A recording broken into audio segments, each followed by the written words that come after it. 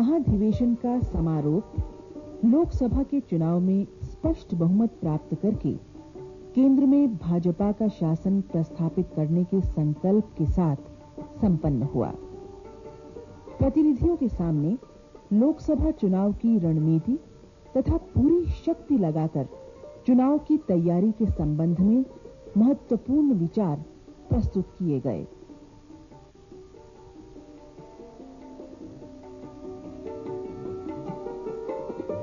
सेना भी साथ साथ उसी तेवर से जूझ गई। ये सेना दुश्मनों से लड़ाई के तेवर तीखे होने लगे।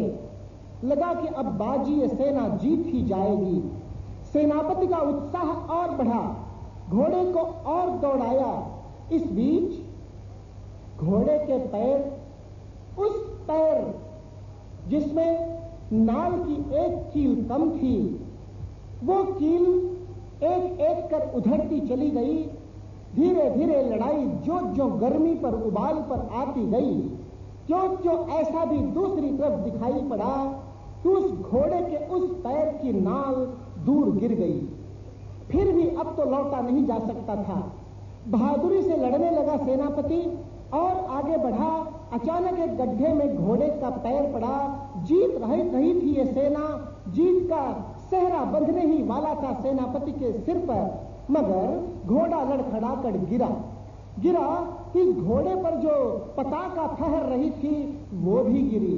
तो इसकी सेना को ये भ्रम हुआ कि सेनापति मारा गया, हमारी सेना अब हार गई। वो चले भाग। जीतती सेना जीत हार में बदलते देखने का अब दुर्भाग्य झेलने को विवश हो हारने लगी। कारण क्या? क्या शूरता में कमी? क्या नेतृत्व की कुशलता में कमी? नहीं।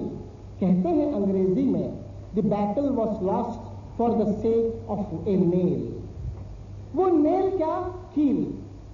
हम भी जिस प्रकार की पार्टी हैं, हम धनाधारित पार्टी नहीं है। हम सत्ता आधारित पार्टी केवल नहीं है।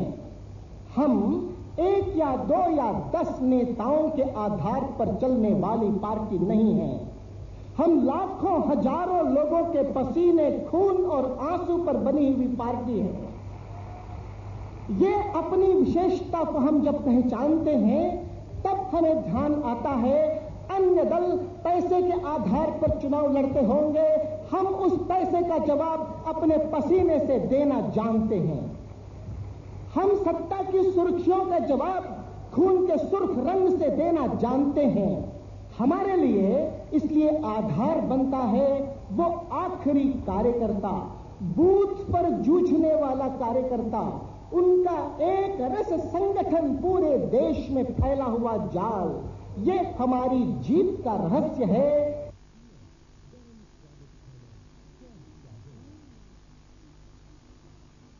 अश्वमेधशाला इस पंडाल का नाम क्यों रखा गया?